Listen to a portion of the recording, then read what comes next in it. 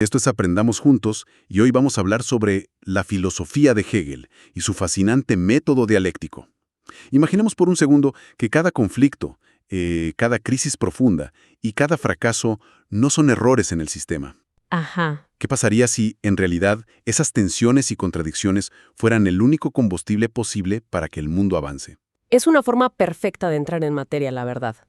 Porque cuando revisamos los textos para esta exploración a fondo, que incluyen, pasajes directos del propio Hegel, el análisis hermenéutico de Hans-Georg Gadamer y también ensayos contemporáneos como el de David Rodrigo García Colín, Textos bastante densos, digamos. súper densos.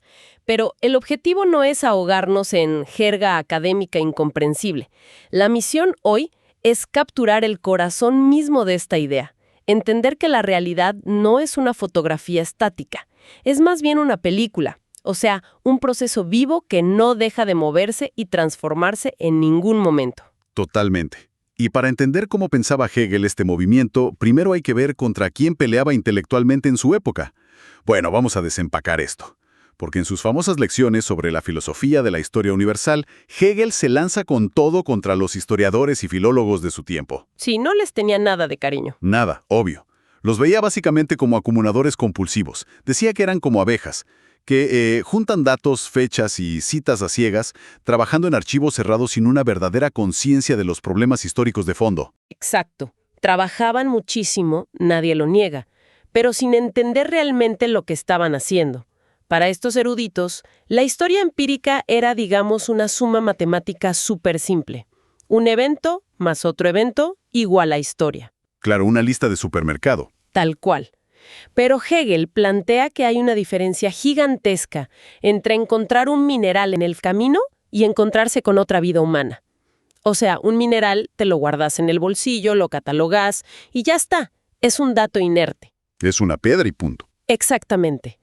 Pero la vida humana implica choque, reacción, convivencia, pasiones. Y toda esa complejidad vital, ese fuego, no se puede capturar solamente haciendo listas cronológicas en un papel. A ver, es que si tenemos una montaña gigante de ladrillos, eso no significa que tengamos una casa. Muy buena analogía, ¿sí? Hace falta la arquitectura, los planos, o sea, hace falta una filosofía para darle una estructura lógica a todos esos datos sueltos. Sin eso, la historia es un montón de papeles viejos y documentos sin sentido. Acumular información por sí sola no explica el porqué de los cambios en el mundo. Y ese es el punto central de su crítica, totalmente. Si la realidad no es un ladrillo inerte, si no es un dato frío, entonces la realidad es puro movimiento. Pero ahí chocamos contra una pared lógica muy antigua y muy difícil de sortear. ¿Cuál sería? La gran pregunta de cómo hace la mente humana para pensar el movimiento sin congelarlo de inmediato al ponerlo en conceptos. Ah, claro. Es como tratar de atrapar la corriente de un río usando una red para atrapar mariposas. O sea, el agua simplemente se escapa o si la metes en un balde, ya deja de fluir, deja de ser un río. Me encanta esa imagen y refleja el problema exacto con el que lidiaba Hegel.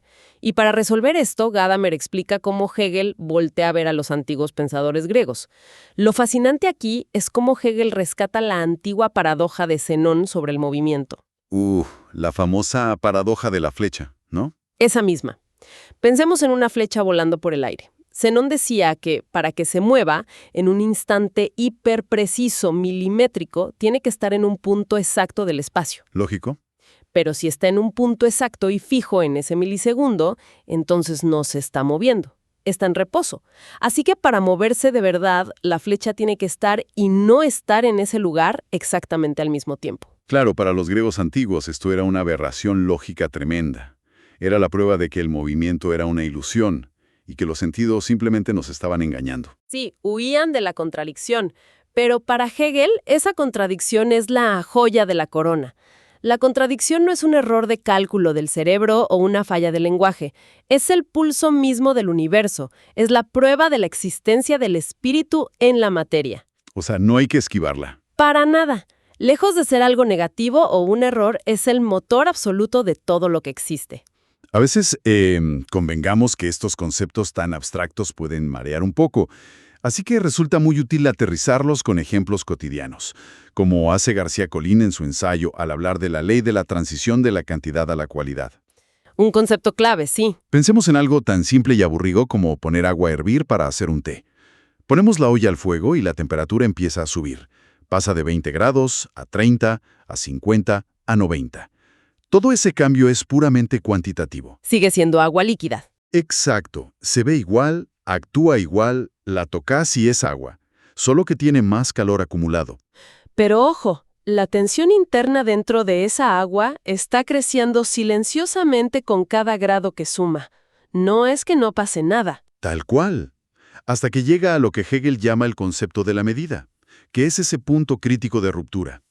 Al llegar a los 100 grados centígrados, agregar un solo grado más ya no hace que el agua esté simplemente un poco más caliente. Rompe su estructura fundamental. Sí, el agua líquida se evapora, se transforma en gas. Exactamente. Hay un salto inmenso donde la simple cantidad se transforma en una nueva cualidad. El avance de la naturaleza no fue una rampa suave y tranquila. Fue una acumulación de tensiones internas que terminó en una explosión, en un cambio de estado radical. Es una ilustración brillante, de cómo funciona la dialéctica. Y Hegel lo lleva a un nivel casi poético en su fenomenología del espíritu, cuando usa ejemplos de la botánica, que a mí personalmente me fascinan. A ver, cuéntame de esos. Describe cómo el capullo de una planta desaparece en el momento exacto en que se abre la flor. Se podría decir, en términos dialécticos, que la flor destruye al capullo, lo refuta por completo. Claro, ocupan el mismo lugar. Exacto. Y luego, cuando llega el momento del fruto, la flor se marchita y cae, como si el fruto la reemplazara por considerarla una existencia falsa. Estas formas son incompatibles entre sí. No pueden existir al mismo tiempo en la misma rama. Y sin embargo, todos sabemos que son partes del mismo proceso orgánico. O sea, el fruto no es el enemigo de la flor ni está en guerra con la planta. Exactamente, es su continuación necesaria. Y esto nos introduce al famosísimo concepto de Aufhebung, una palabra alemana que suele traducirse como superación, aunque se queda corta esa traducción. Sí, el alemán siempre tiene esas palabras que son intraducibles. Obvio. Es un movimiento simultáneo que hace tres cosas fundamentales. Primero, niega y destruye la etapa anterior, pero a la vez conserva su esencia vital y finalmente la eleva a un nuevo nivel de verdad. Es como un reciclaje extremo. Puedes verlo así, sí. El fruto niega la forma de la flor, la marchita, pero conserva la savia y la vida de la planta entera, elevándola hacia el propósito final, que es la reproducción. Claro, entiendo perfectamente. Pero, a ver, una flor no sabe que está cambiando. Simplemente crece siguiendo su programación biológica ciega. El verdadero desafío para Hegel es entender qué pasa cuando lo que cambia es la conciencia humana. Ahí la cosa se complica bastante. Totalmente. Cuando nosotros nos damos cuenta de nuestras propias contradicciones, aquí es donde se pone realmente interesante. Porque entramos de lleno al terreno de la sociedad y la historia. Estamos hablando de una época que estaba marcada a fuego por la Revolución Francesa. Un momento histórico donde todo estaba de cabeza. Literal. Donde las verdades absolutas de los reyes se caían a pedazos frente a los ojos de todo el mundo. Hegel quería trazar cómo el espíritu humano pasa de ser una percepción vacía y básica a comprenderse a sí mismo en su totalidad. Como él mismo dice, no nos conformamos con ver la semilla, queremos ver el roble completo, fuerte y con todas sus ramas desplegadas. Y ese roble de la conciencia humana, digamos, no crece en aislamiento. Esto es vital. Para que la mente humana sea verdaderamente libre y consciente de sí misma, necesita un espejo. Pero ojo, no un espejo de vidrio. Necesita chocar contra otra mente. Otro ser humano, claro. Exacto. Este es el núcleo de la famosísima dialéctica del amo y el esclavo. Hegel postula que la conciencia no puede validarse a sí misma si está encerrada sola en una habitación. Necesita imperiosamente ser reconocida por otra conciencia humana para saber que su libertad es real. Es como un instinto de validación externo y extremo al mismo tiempo. Totalmente. Pero, y acá viene el drama, cuando dos conciencias se encuentran por primera vez, no es que se dan un abrazo y se saludan pacíficamente. Hegel plantea que hay una lucha, un choque a muerte. Uy, qué intenso. ¿Por qué a muerte? Porque cada una quiere imponer su realidad sobre la otra para afirmar su propia independencia absoluta. Es una batalla donde se arriesga la vida misma para demostrar que somos más que simples animales tratando de sobrevivir biológicamente. Buscamos reconocimiento, buscamos prestigio. Entiendo. ¿Y qué pasa en esa lucha, digamos? Alguien tiene que ceder en algún punto, no pueden pelear para siempre. Siempre. Alguien cede, obvio. Quien tiene más miedo a morir, quien prefiera aferrarse a la vida biológica antes que sostener su libertad absoluta, levanta las manos y se rinde. Y al rendirse y someterse, se convierte en el esclavo. ¿Y el ganador? El otro, el que arriesgó todo por el prestigio y no tuvo miedo, se convierte en el amo. De entrada, parece una victoria total y definitiva para él. Pero, a ver, me imagino que en el sistema de Hegel la historia jamás termina ahí. Esa victoria tiene que tener algún tipo de trampa o vacío en el fondo. Es un vacío absoluto. Y esa es la gran ironía psicológica de todo esto. El amo se estanca casi de inmediato. ¿Por qué? Pensemos un segundo. Porque el reconocimiento que tanto buscaba ahora proviene de alguien a quien él mismo ha reducido a la categoría de una simple cosa, un esclavo. Ah, claro, es un reconocimiento hueco. ¡Exacto! Si un objeto o alguien que no consideras un igual te rinde pleitesía, eso no tiene ningún valor moral ni psicológico para validar tu humanidad. Es como ganarle una discusión a la pared. Qué frustrante. Y para colmo, el amo deja de relacionarse de forma directa con la naturaleza y se vuelve un parásito, dependiente totalmente del trabajo del esclavo para poder comer, vestirse y vivir. O sea, se invierten los papeles internamente. Mientras el amo se atrofia en su posición de poder y comodidad, ¿qué es lo que pasa en la mente del esclavo que está ahí sometido y trabajando? Bueno, el esclavo es obligado a trabajar la materia.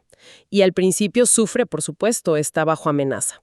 Pero al transformar la naturaleza, al tallar la madera, al cultivar la tierra y crear objetos de la nada, el esclavo empieza a ver su propia inteligencia y su propia voluntad reflejadas en ese mundo exterior que está construyendo con sus manos. Se da cuenta de su propio poder, digamos. Tal cual. A través de la disciplina del trabajo, descubre que él es quien realmente moldea la realidad material. Y así, a través de esa aparente sumisión extrema, el esclavo encuentra la verdadera llave de su independencia y emerge con una genuina conciencia de libertad. Es una vuelta de tuerca monumental, la verdad. De la sumisión más absoluta nace la autoconciencia real.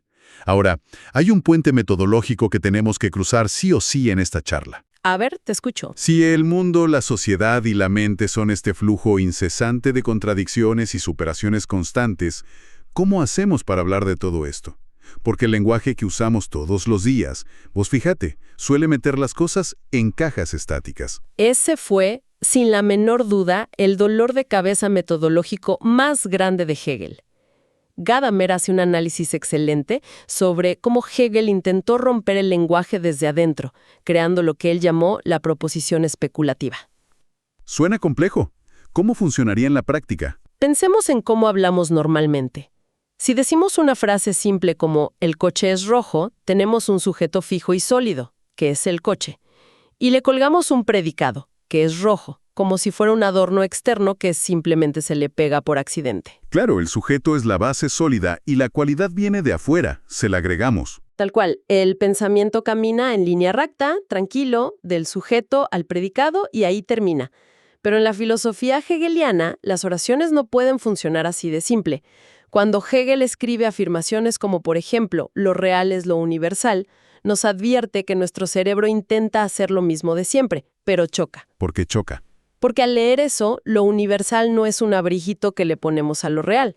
El pensamiento experimenta una especie de contraímpetu. Se da cuenta de que el predicado es la esencia misma del sujeto, y la mente se ve forzada a devolverse, a sumergirse de nuevo en el sujeto. La oración ya no avanza en línea recta, se convierte en un círculo dinámico donde los conceptos se disuelven el uno en el otro constantemente. Entiendo, pero espera. Porque leyendo esta parte del análisis de Gadamer preparándome para hoy, me da la sensación de que Hegel a veces hace un poco de trampa para justificar todo este estilo rebuscado. ¿En qué sentido decís que hace trampa? O sea, toma textos antiguos y los tuerce a su favor de manera bastante descarada. Por ejemplo, se menciona que Hegel lee el famoso diálogo del sofista de Platón y sale celebrando con entusiasmo que Platón decía que lo idéntico es diferente. Hegel lo usa como la gran prueba reina de que la contradicción absoluta viene desde los mismísimos griegos. Ajá. Pero parece ignorar, muy convenientemente por cierto, que Platón pedía especificar siempre en qué aspecto algo es diferente y en qué aspecto es idéntico. O sea, Platón intentaba evitar la charlatanería, no consagrar la contradicción pura y abstracta que Hegel quería.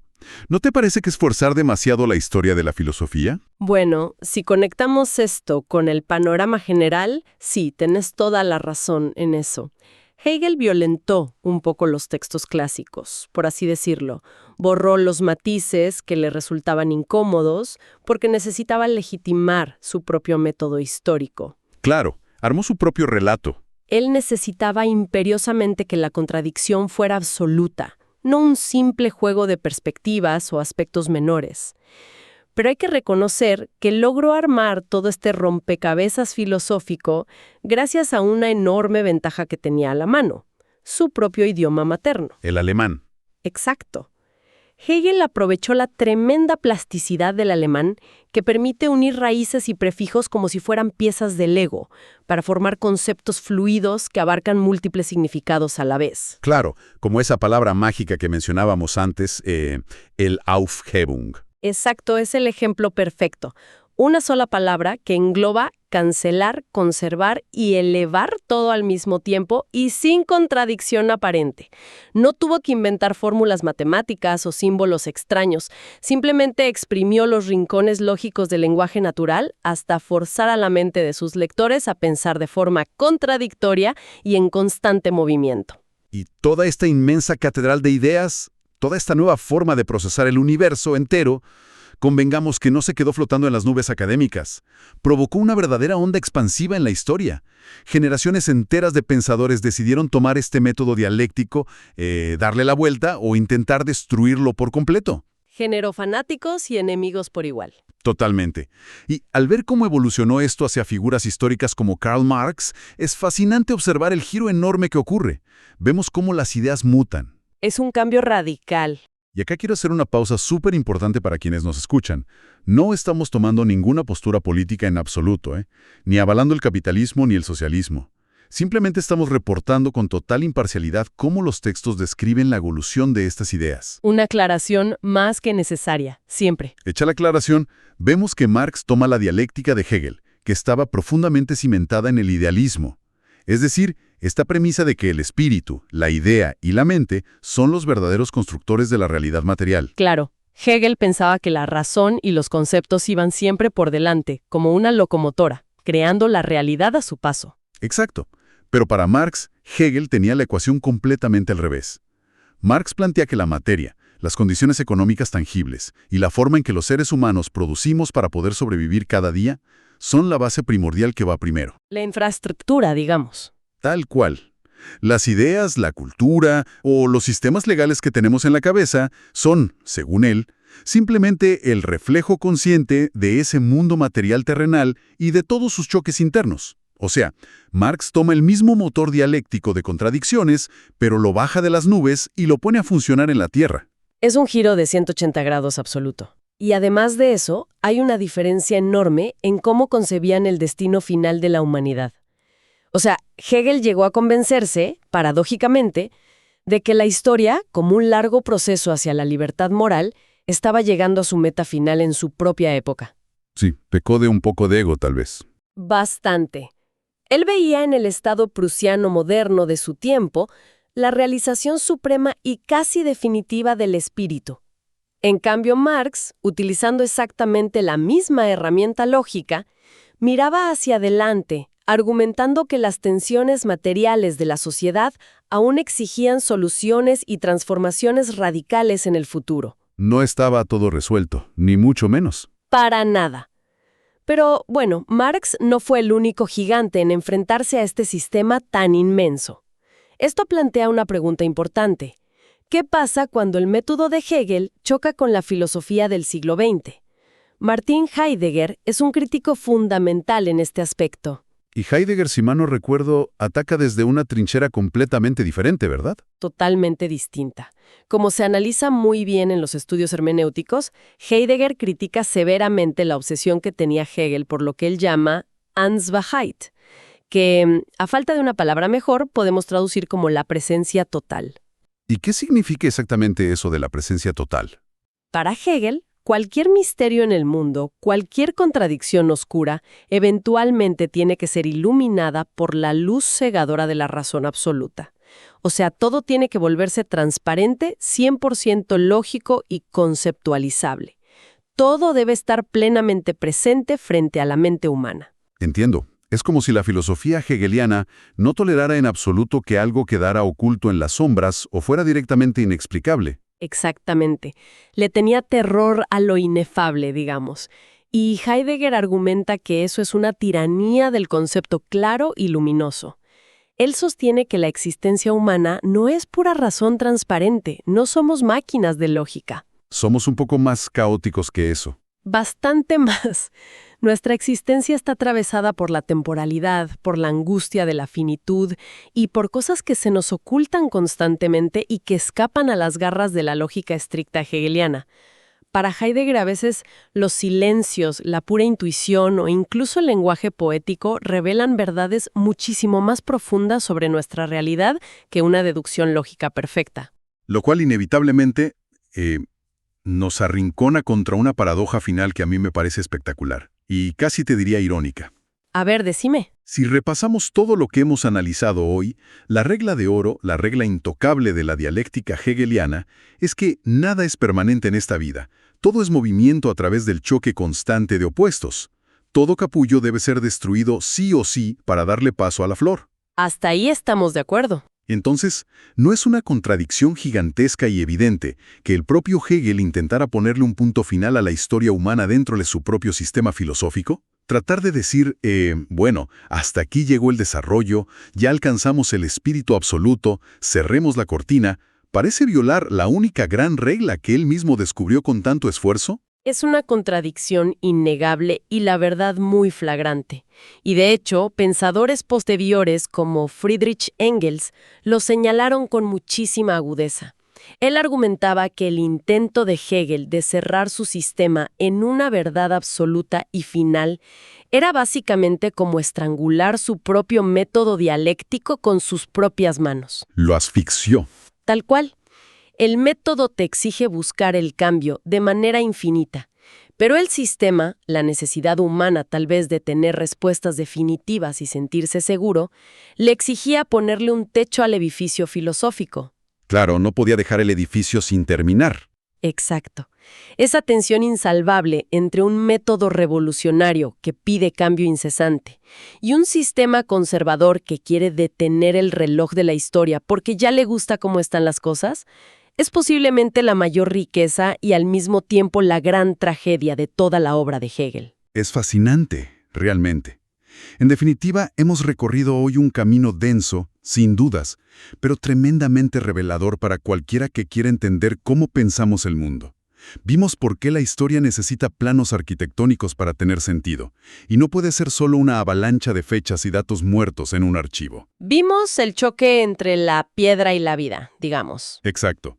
También entendimos cómo la tensión silenciosa transforma gradualmente la cantidad en una nueva cualidad, provocando saltos estructurales de la nada.